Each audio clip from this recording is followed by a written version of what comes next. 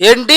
నేను చూస్తున్నది, వింటున్నది నిజమేనా? ఈ వినాయకుని 26,811 రుద్రాక్షలతో కట్టారా? హలో ఫ్రెండ్స్, ఈ రోజు నేను తిరుపతిలో ఉన్న 5 ఫేమస్ వినాయకుల దగ్గరికి వెళ్ళబోతున్నాను అనమాట. మొదటి వినాయక చూడండి, చాలా బాగుంది కదా. నాకైతే బాగా నచ్చింది అనమాట. వినాయక అయితే సూపర్ అనుకో. ఇది రెండవ వినాయక అనమాట. చాలా బాగుంది అనమాట. అంటే డ్రమ్స్ పైన చేశారు, చాలా బాగుంది, క్రేజీ ఉంది కదా. అలాగే తిరుపతిలో దీపాలతో అయితే చేశారనమాట. వినాయకుని చూడండి, అబ్బా క్రేజీ ఉంది. నాకైతే ఫస్ట్ టైం అయితే చూస్తాను అనమాట. దీపాలతో అయితే వినాయక అయితే చేశారు. అబ్బా బాబా, చూస్తుంటేనే కళ్ళు వర్త్ వర్మ వర్త్.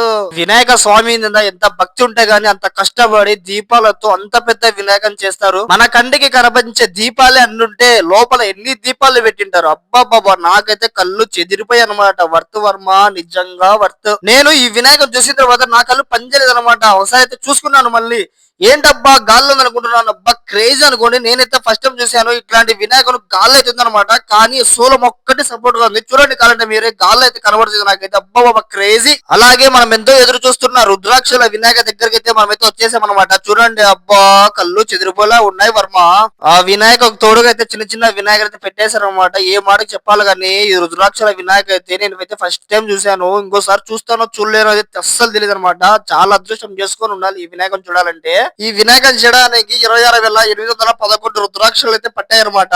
తిరుపతిలో కొత్త కొత్త విషయాలు తెలుసుకోవాలంటే మన పేజీని ఫాలో అవ్వండి. అదే విధంగా ఈ వీడియోకి ఒక లైక్ చేసుకోండి. Okay by, love you all.